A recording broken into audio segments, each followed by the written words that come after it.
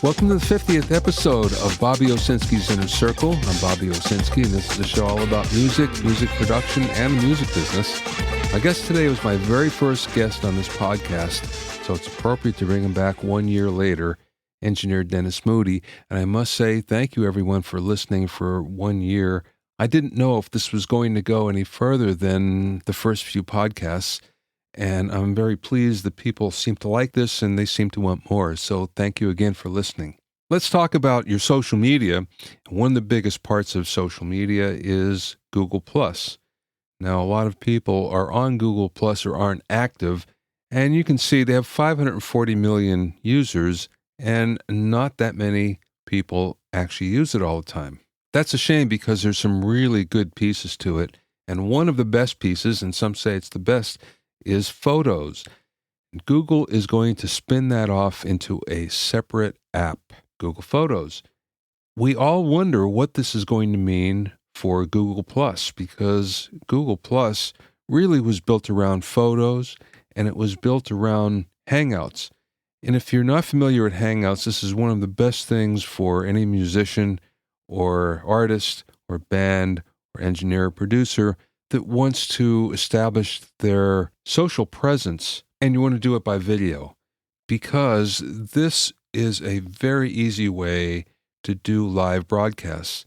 Basically, you can do it a couple different ways. It's almost like a webinar almost, where you can have 10 people online at the same time, but you can also broadcast it out live to YouTube, which is brilliant. If you link your YouTube account to your Google Plus account, and then here's the key, you have to go online and you have to say, I want to go beyond 15 minutes. And there's just a checkbox that you have to check, and this is on your YouTube profile page.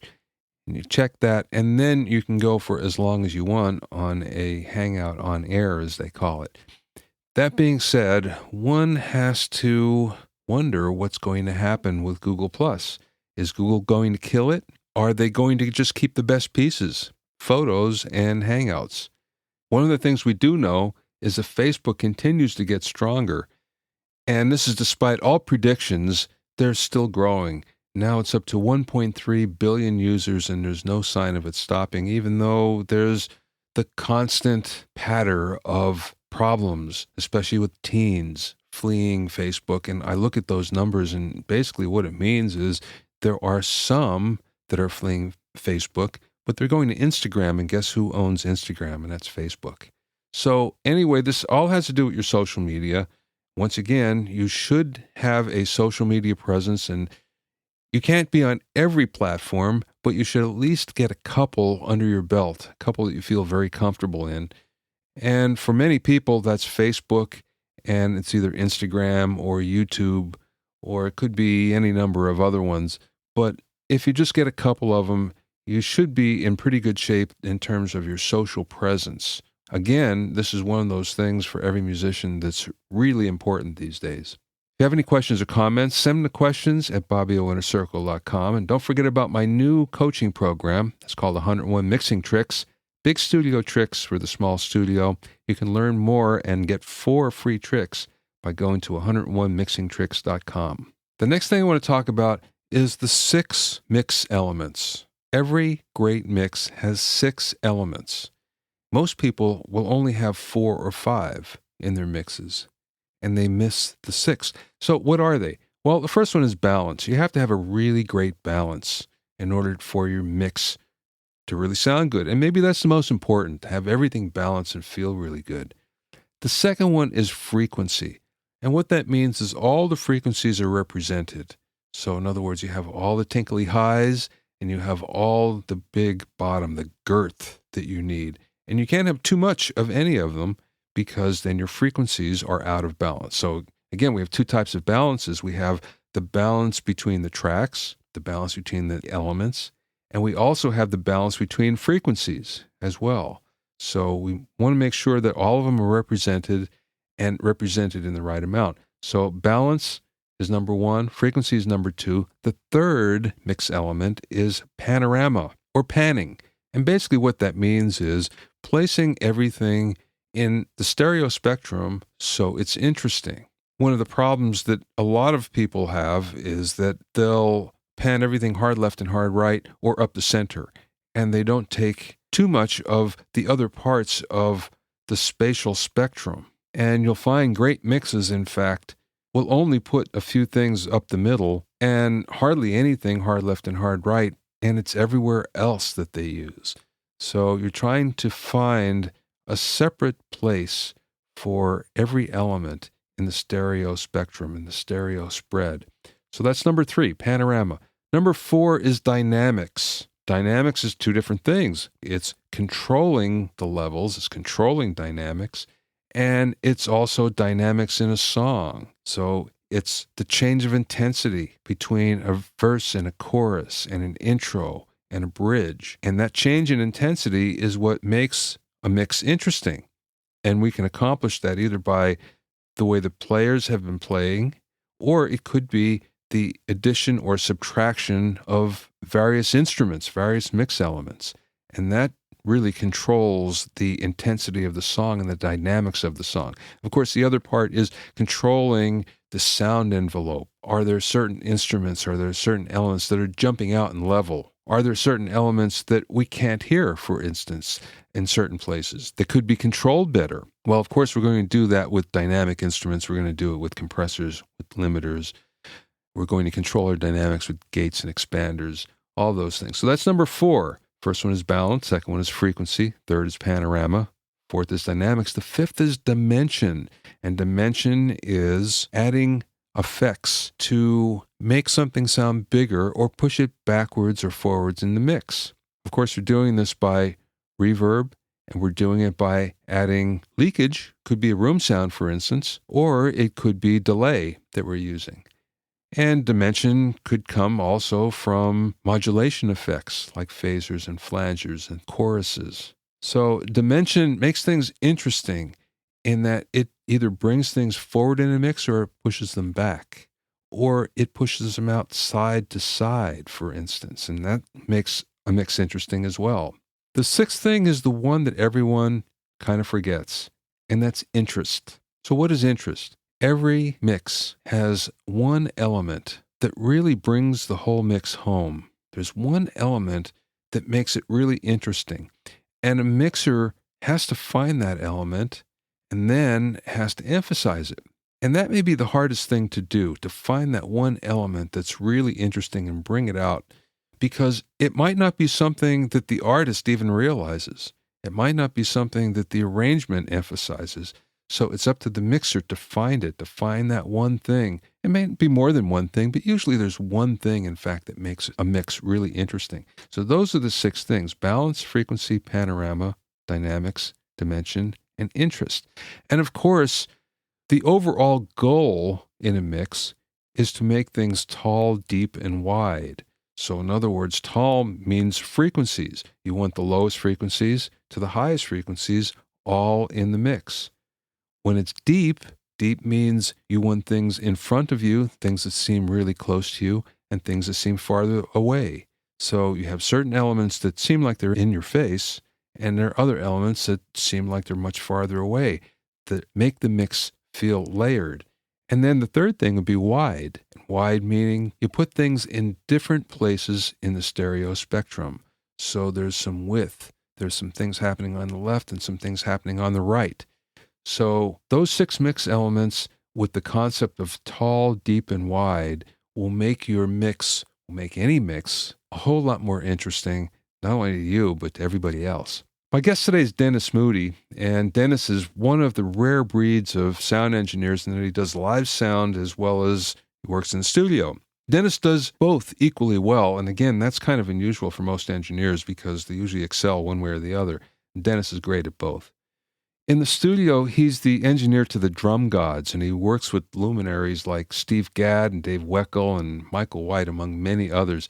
He's the guy that the drum gods call to get drum sounds for them. So we're going to talk to him a little bit about that. The last time we had him on, and again, like I said in the beginning, Dennis was my first guest. And it's only appropriate that we have him for episode 50, for the beginning of the 2nd year of my Inner Circle podcast. And the first time he talked more about sound reinforcement, this time he's going to talk more about being in the studio and getting those great drum sounds. I spoke with Dennis via Skype from his studio near Hollywood. Dennis, thanks for being with me. 1 year later. I know, huh? Amazing. Goes how time fast. flies when you're having fun. No kidding. No kidding. Last time we talked about you as a live engineer, and you gave lots of great insights. This time, I want to talk to you about being in the studio. Okay. And we've done lots of projects together over the years. They've all been really good. They've all been a lot of fun.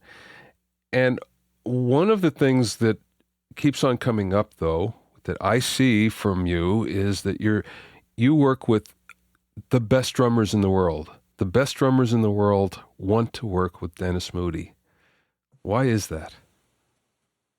Well, of course, number one thing in this business is luck and timing. And number two, you have to be able to back it up. You have to be able to walk the walk and talk the talk, So you have to be able to deliver.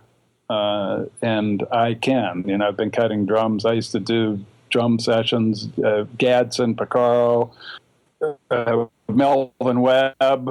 I do 2 to 8 drum tracking sessions a week for years and years and years. And I'd watch other engineers, what they did, and I'd take the things I liked about what they did and things that I didn't like about what they did to develop my own style. So a lot of the drummers that I started working with noted, Chester Thompson is one, they noted that I had a good sound for drums, and it just kind of evolved to where it started with Dave Weckl as his live sound guy and doing some recordings for him, and then he referred me to other drummers, and I just kind of lucked into it. Just I took the right path and made the right decisions.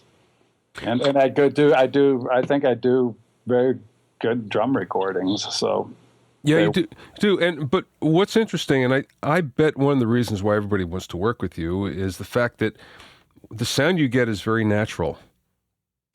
To a drummer, I think it sounds like they want it to sound like. So, and that's what you do. You where a lot of engineers will try to make it bigger, enhance it, you make it the way it is in the room, and I think drummers appreciate that. Right, that's true. I do. I try to go for the natural sound, and I can do it very quickly also. I can get a drum sound in 5 minutes. I already know what to do. I'm not experimenting. I'm not, let me try a different mic on the bass drum and see how it sounds. I already know how the mic is going to sound, and I know what choice to make, and I don't waste their time. I get in there, get a great sound for them very quickly so they can get to work and do what they need to do, and that they appreciate also. So what is your sound? You say you have you know exactly what to do, you know exactly what the mics are. What is that? Well, I used to play drums when I was a kid, so I know what a drum sounds like. Played for about 10 years, from the time I was 6 until I was 16, and I heard the drums every day. I heard them as I was hitting them. So when I put a microphone up on a snare drum, for example, and raise the fader and the preamp, I know that doesn't sound like it's supposed to sound. That's not how a snare drum sounds. I know how a snare drum's supposed to sound because I sat in front of one for 10 years as I was a kid. And in those early ages of mental and creative development, your mind absorbs like a sponge. You get a lot. You learn quicker. Now, if I had to start, I don't think I would learn it as quick at this age. But back then, I could really make decisions about what I was hearing, if it was realistic or not, by sitting in front of a drum. Or a drum set for years, and I put the mic up. I go, that doesn't sound right. Let me try something else. I try and make them natural. I try to make them even. It's possible that with tom-toms, they aren't going to sound even. The better drummers, I notice, Michael White, Dave Weckl, for example, Mike is really good at it, and our dear friend Ricky Lawson was really great at it. The toms all sounded even. they tuned them and they gave me something. For me, it was easy. I could put the faders up. Simon Phillips, I did a live gig with him. He has about 12 tom-toms. I just put the faders up, put the mics that I knew would work, put the faders up, dialed the preamp up, and boom, nice even sound. They all sounded, very little EQing did I have to do. So, and it has a natural, I go for the natural sound, the even top end, even attack. Do you EQ much when you're recording? It depends what mics I'm using. I try to add a little just to even them out. I like to hear the stick hitting the head. I like to hear that attack, and I also like them not to be too thick. So I may add a dB or two or more or less at 5K to get the attack. And if it sounds a little closed, I can add 8 or 9K shelving to open it up and give it some air.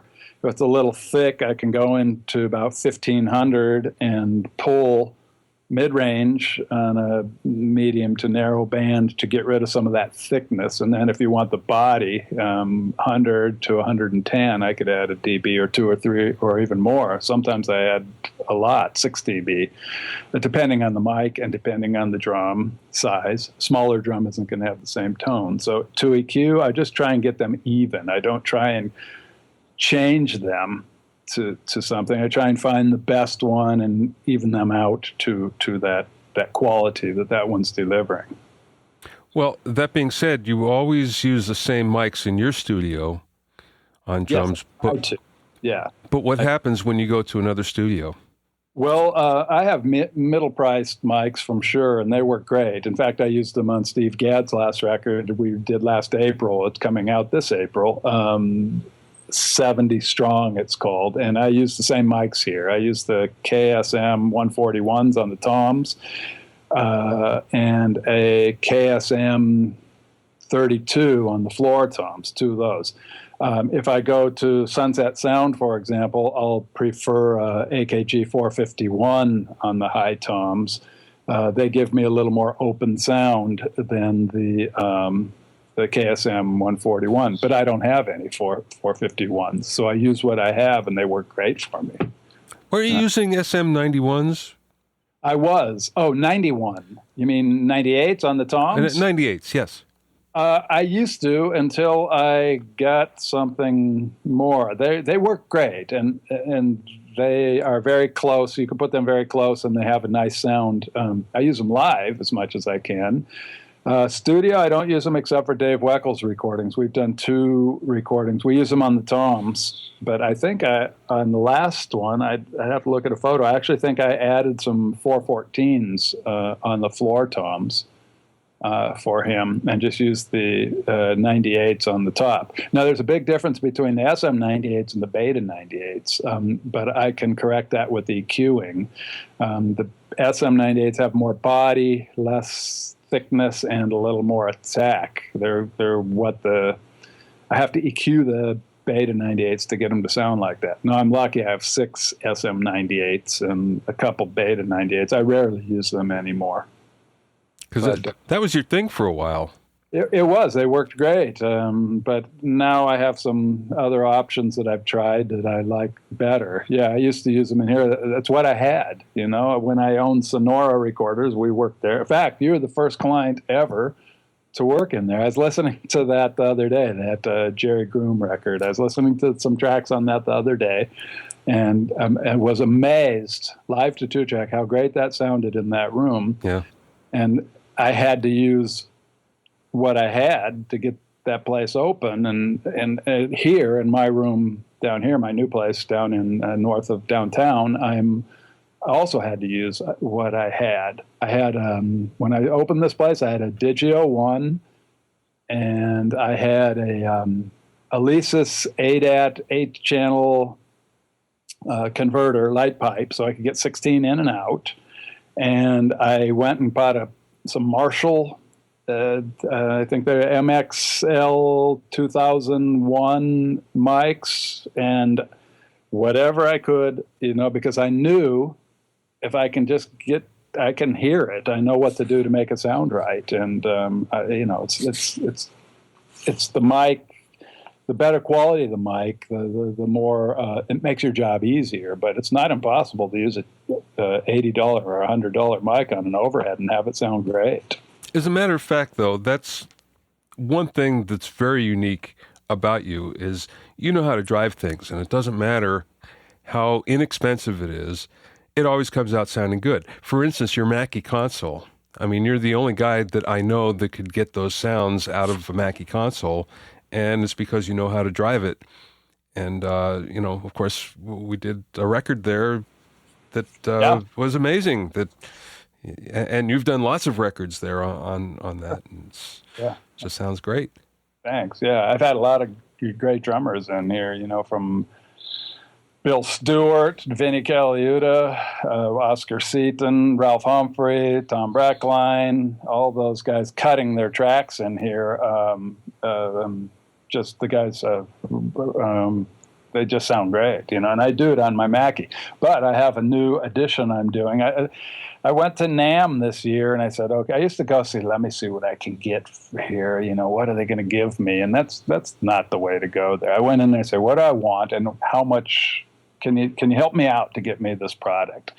So I went in, and I'm looking at some of the new products that are being talked about online. I'm always reading the bulletin boards and getting yours, for example. You do reviews, and there's a lot of guys doing reviews about gear. And this is phenomenal. This is going to be the next big thing. And I look at them and go, wow, this is really cool. I want these. So I went, and I don't want to spend the money on two 1176s. This is going to cost me $3,500, $4,000. So I got two Warm Audio 1176 copies, which are probably going to sound as good as the real ones. I mean, they take the time to go in and make them emulate the original product. So I'm finding now that I can get these $600 boxes brand new that work just as well, or maybe not even 95% as well as the originals for less than half the price, and they're going to help me to have more capabilities in what I can do here. I bought my favorite console in town are the Sunset Sound APIs, mic pre's. I've done 3 or 4 records over there last year and just was blown away by the way that those mic pre's sound. So PMI Audio makes a copy that they actually was designed by Paul over there at Sunset Sound. So I picked up 4 of those. I can't buy some 512s. I just don't want to spend that kind of money on it. And these will work really great. But I did buy 4-channel GML mic pre this morning. So that's my bigger ticket item. 8304, so it'll be coming next Tuesday. So slowly building up a rack to where I can offer my clients the same kind of gear that they can get at the bigger studios, but it's all in a rack. They go, oh, we don't want to work there because you have a Mackie. I can make the Mackie sound great, but okay, if you want this stuff, I have it here. I do have it. So that's what I'm trying to do now. That's my project for the next few months. Spend as much money as I can. But, again, it's perception, because if people look at the gear one way and they look at it as something that's inexpensive or even cheap, they imprint a sound in their mind before they even hear it. That's correct. That's true. That's true.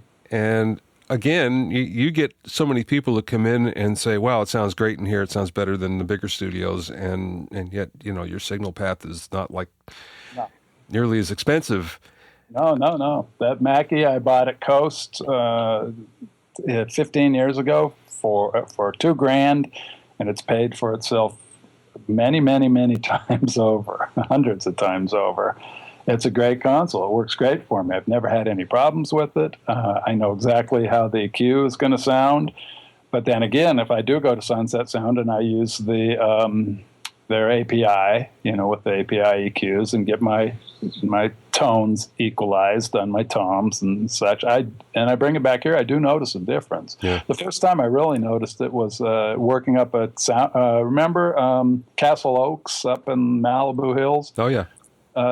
Great sounding room, and I cut some tracks over there, and I brought Gary Novak playing drums. I brought them back here to my place, and I go, wow, they really sound great. And they had that Neve over, that Neve 8078, I believe it was. Yeah.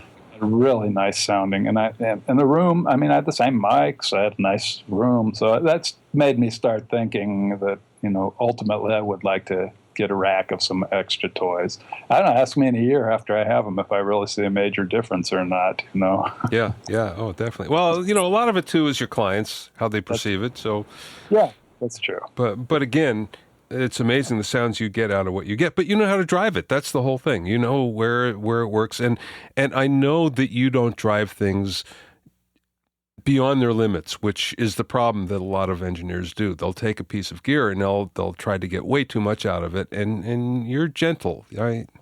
Thanks. Yeah, with everything. So I try to do that, and I try to do that with plugins too. I try to. Richard Barron, who I sold Sonora to back in '94, actually '93, he commented on some projects that I cut here that he worked on after the fact. He did some more work on them, and he said he couldn't believe how it sounded just using Digi plugins. Yeah. And you don't need to. They do the job. You almost don't hear them. Why just use them? They use very little power, and they sound great. You don't need to do a lot to make it sound great. Yeah, I'm a big fan too of the Digi native plugins because the other thing is you never have to worry about running out of them because horsepower, they don't take up that much, like you said, so you can pile them on and it still works fine. Which you can't say for a lot of the higher priced ones. No, that's true. No, they can't. The one plugin I like to use when I have a problem vocal, the problem meaning over dynamic and an unequal tone, is I'll use a Fairchild plugin that's a real smooth. That one I hear. The other ones I don't really hear I don't hear the difference much. I like the API 550A plugin. I put on a stereo mix, add 2 dB at 15K, and it gives it a nice openness, the air that I like. But then again, that can be a mastering thing, but I try and deliver the mixes as close to final as I can, because people don't have the imagination that they did 15 years ago. Remember that We'll Fix It in mastering? Yeah. They knew that, and they knew that it could be fixed in mastering. Now they don't. They go, oh, it doesn't sound right. Okay, well, here you go. Crush it and add some top end on it, and here. Now it sounds okay. It sounds right now. Yeah. Well, and everybody's the worse for it. I mean, all the mastering guys complain, and they should, but what are you going to do? The client knows or thinks he knows what he wants. Or, again, you get locked into a certain sound, and it's hard to go back to something else sometimes. So, I mean, that's the big thing. And everybody... I always make two mixes. If I do a CD mix, 16-bit AIFF 44.1 stereo file for a CD mix for the client, I will always, if I go back, I'll back the crusher off the L1 or whatever I'm using in whatever particular place I'm using. I'll back it up a little bit to give the mastering engineer some room. Yeah. How can if you have a brick audio file, how can he do anything with it? He can't. It's just trying to make them tonally the same. The levels, you're screwed. You can't do anything. It's funny. I go over to Oasis Mastering because they're my buddies and they've been forever, and sit in with Gene sometimes. And it's funny when you look at what he's getting in, where again it's a straight line, and there's not much you can do with it, but it's crushed to such a degree that it's like, well, what? You can't make it any louder. No, you can't make it louder, and you can only change the tone on it. Yeah. What can you do? It's just like putting an EQ on it. That's about it. Yeah. Although they do try and make them louder these days. Yeah, it's funny. He was telling me that nobody cares about overs anymore, where they used to be very zealous about keeping everything, at zero and below, zero full scale and below. And now if they got some overs, it doesn't matter. And so everyone has gotten to the point where they hear that sound, they maybe even like it. It's not a good thing, obviously, but that's the way it is. But if you take for example, an L1, when I have the chance to use them, and you put it minus 0.1, as long as you're not overdriving your stereo bus to begin with, let's say you bypass it, you should have a signal below zero coming in. If you can do that, and then you put the L1 at minus 0.1, you can put it minus 10 threshold and really crush it and get a level up, and you will have no overs. Well, I think the question is about the intersample distortion that happens, where you get intersample overs, and that's kind of like the big thing. And it's something that no one ever really looked at for years and years, and now they do. Now you can tell when it happens. And what's weird is you look at your meters and you won't see anything going into overload. And if you go to another D to A or another workstation or something, then you see it. Yeah. Yeah. So it's one of those things where, again, everything isn't calibrated equally, so you can't really tell. Sure makes me miss tape.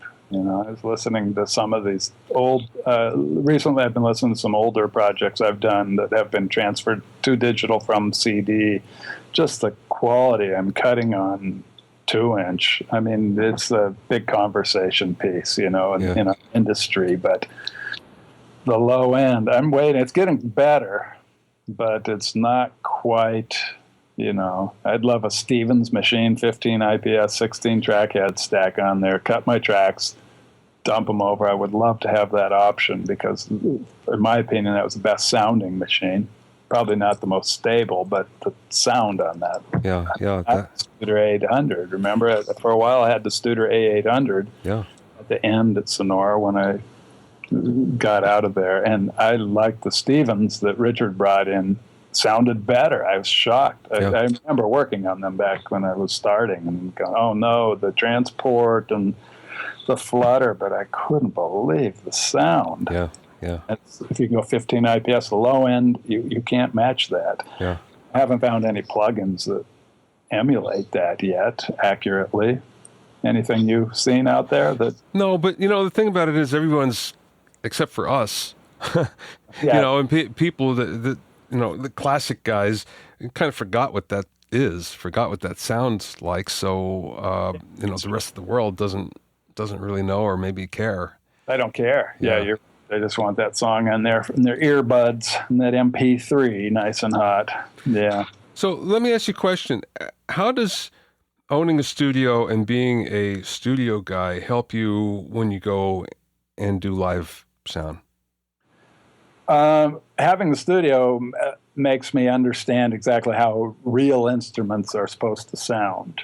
And actually, it's kind of vice versa. It's funny because I started in the studio when I was 20 over at Paramount, and then I went on tour with Johnny Guitar Watson, and I was his sound guy for 2 years on and off, and we had to room with people. So I usually got the trumpet player or the sax player I'd have to room with. So when you hear the trumpet player practicing 2 or 3 hours in the bathroom every day, you know what a trumpet sounds like to where it makes you sick. Same with the sax. So when I get in the studio and I know how to capture that sound through a microphone, but because you're in a more refined environment, most studios, you're in a more refined environment than a live situation. I know then how to get that sound back into the live situation more accurately. There's a club I worked at with John Oates from Hall & Oates. Oh, yeah. I did the show for him a couple weeks ago, and I was at the Hotel Cafe on Cahuenga and in Hollywood, and I'd been there years ago, and I was kind of dreading it, and I could not believe how great that room sounded. It was one of the best sounding rooms in town by far. It sounded like I was mixing in a studio, you know. But it helped me working in the studio to know what to do. I had no constriction on what I needed to do or what I could do. If I wanted, because it sounded so good in there, I could do anything. So I was able to get in and be a little more refined in my mixing and my EQing than in a big arena, for example, 10 or 12,000 people. So, I learned that from working in the studio, applying it towards live sound, as to where I learned the studio one from actually going on the road. So they kind of work hand in hand. Yeah. Because most live guys don't have any studio experience. That's right. And I think, and some guys are great, and they can make it sound just like the record. But I think that for the most part, you have one hand tied behind your back if you don't have that experience.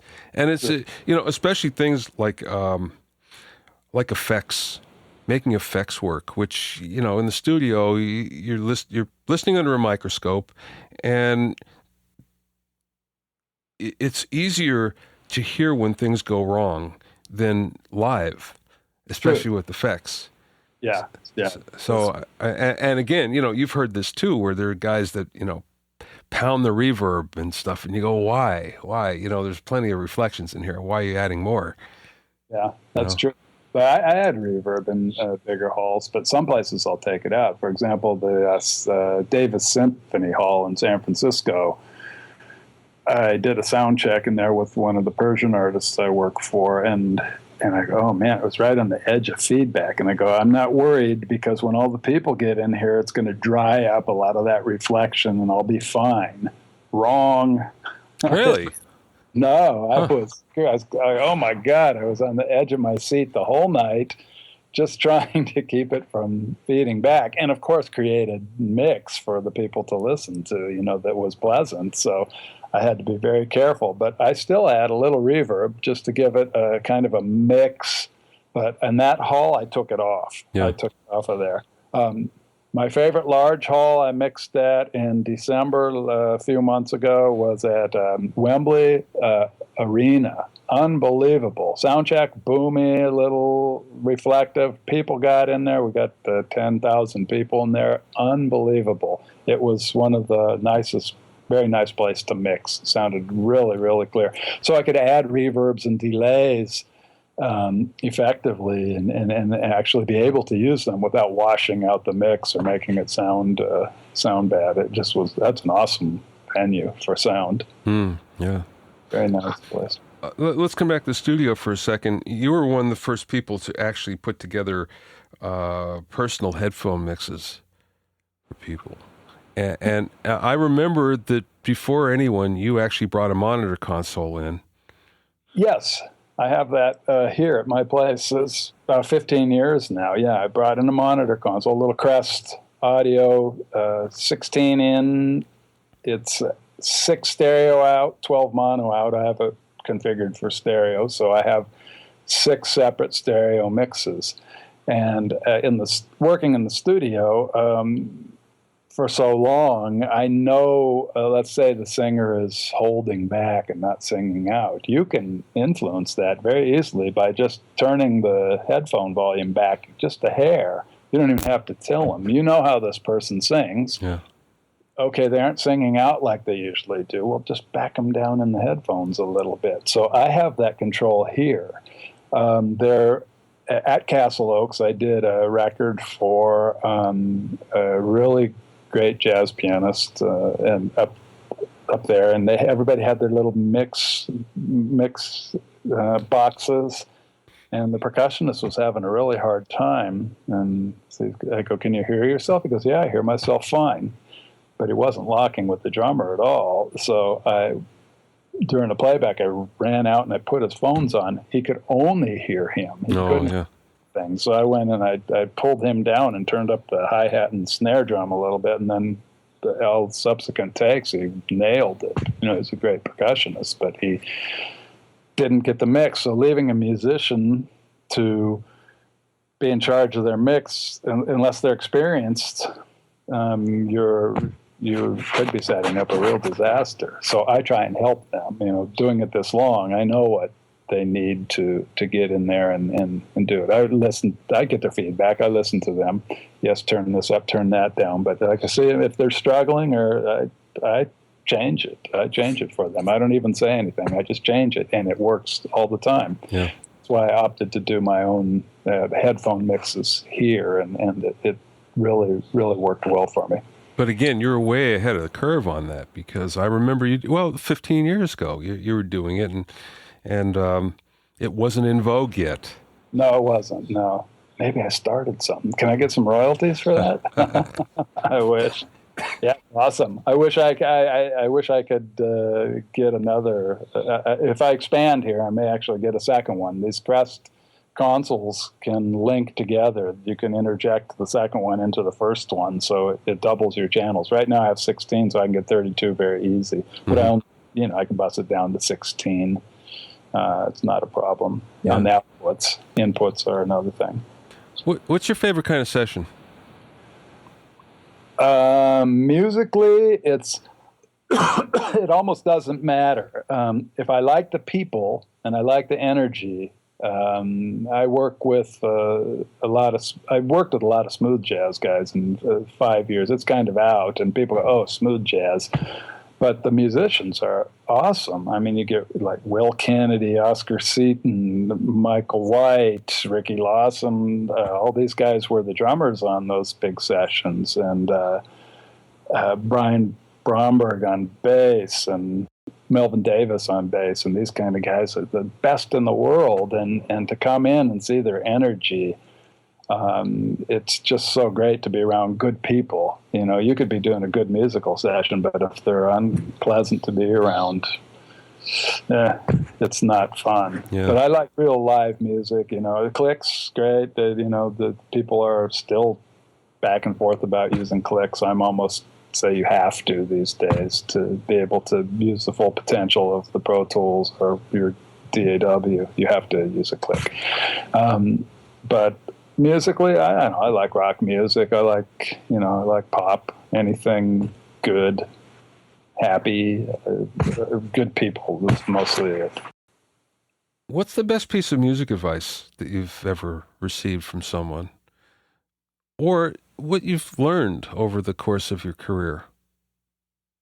I remember very early doing a session with Charles Wright. Remember Charles Wright, Watts 103rd Street Rhythm Band? Yeah. And Sonny Burke, piano player, awesome piano player, was producing it, and he had just really starting to take off as a producer.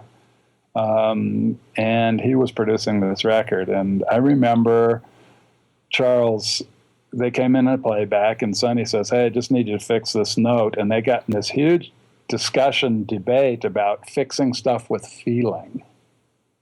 Charles said, "But that's the way I played it. That's the way I felt it. That doesn't bother me. That's live. That's the real deal." And I said, "Wow, he's working with such a great producer. I wonder why he's questioning him. He should just do it, And I was thinking, and then I thought about it, and I go, "Wow, that's really a interesting thing he's saying there." And that's when I really started noticing it's more about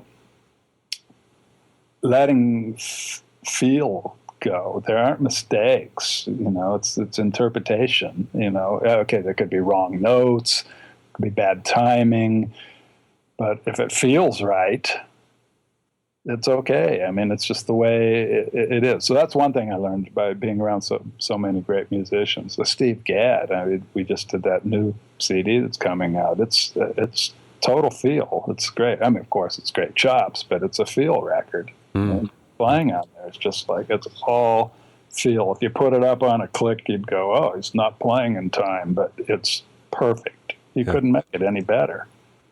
It's really, really great. So I think that's what I picked up from musically, was to let feel and the vibe of the performance supersedes anything technically. That's the most important thing I learned. How about business-wise?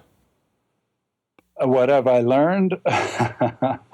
Well, I I don't really pursue working. Well, let's see if I can answer this correctly without getting myself in hot water. I don't really like. I like working for independent companies. Before I used to work for a lot of record companies, and I used to chase the big artists and try and get involved with those big label deals. Like some of my assistants, some of my assistants from my earlier days are doing Rolling Stones records and huge records right now. Okay, I'm sure if I had, proceeded down that path, I would be doing those too. But record company, it used to be a 30-day billing. So about the business, I learned now it's 180 days, and then they want to renegotiate it after the fact. I'm finding a lot of that. The smaller companies, not so much, but I don't care about that. So I dropped my rate down a little bit. I'm COD, and I've had no problems. Well, a couple times, but in 15 years being over here, I've had very little issues with the business and getting paid for my sessions, So I've kind of learned about that when I had Sonora, sitting at Capitol Records for 4 hours waiting for a check, and I wasn't going to leave until they gave it to me, even if I had to stay there overnight. They kept saying, "Can't you come back tomorrow?" I go, "No, I'm fine. I was leaving. I'd already sold it to Richard. I was going to Europe the next day. I needed to get the check and get out of there, get done, and close my business down." So I learned, COD, they write a check at the end, and it works well that way. So I learned that business-wise. Also, keep your investment down, like I said, the Mackie and the Digio 1 and the Alesis kept me going for years and years. I'm just now wanting to upgrade a little. Maybe it's because of it's fun. It's fun to have all those toys, Yeah. No matter what, we're all tied to new gear when it's all said and done. There's nothing like the rush of getting something new.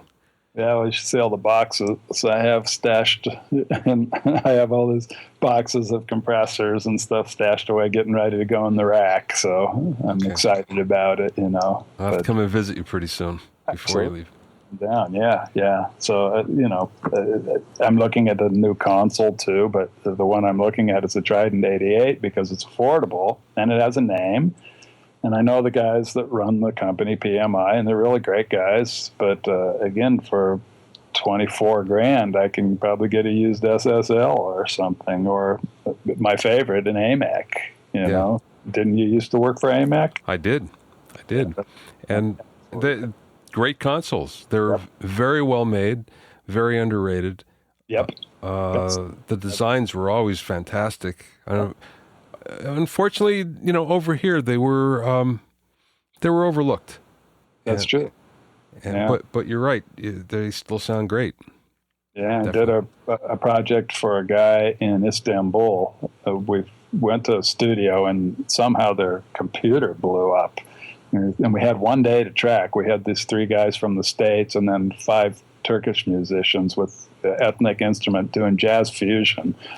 Awesome project. And they go, well, there's only one other studio. So we drove to that studio and I go, oh, what's this console? I've seen AMAC. And as I was getting the sounds and listening to the playback, I was going, oh my God, it sounds great in here. This console is awesome. So it's been high on my list. But again, I could get one of those for $20,000 very easily. Yeah. Where buying a new Trident 88, which is a decent console, I used them, the old 80Bs forever. Yeah. They don't sound like this. They don't sound like this AMAC. So I have a lot of options. Whatever you get, it's going to sound great. You're going to drive it, so it's going to be fantastic. So I have no doubt about that. Thanks for being on number 50. Right. Happy birthday. Yeah, one year. This is great. Yeah. You were number 1, and maybe we'll do this every year. I'll be here. What else can we do? This is what we do. We love it. That's right. All right, Bob. Thanks for having me. Thanks, Dennis. To find out more about Dennis, go to DennisMoody.com. That's all one word, Dennis Moody, MOODY.com. Thanks for listening and being in my inner circle. Remember, if you have any questions or comments, send them to questions@BobbyOInnerCircle.com. Many, many, many thanks to Steve Cherubino. He's the one that really got me into doing this podcast, and he's the one that puts it together every week. I really appreciate it, Steve. Thank you kindly. Steve is the host of the EDM Producer Podcast at edmmr.com. To listen to other episodes of Bobby Owsinski's Inner Circle, go to BobbyOwsinski.com and select the podcast tab, or go to BobbyOInnerCircle.com, or find it on iTunes or Stitcher. At BobbyOwsinski.com and at BobbyOInnerCircle.com, you'll find the sign-up form for my newsletter and for alerts for new podcasts. This is Bobby Owsinski. Thanks for being with me for 1 year. Let's go. Year number 2. See you next time.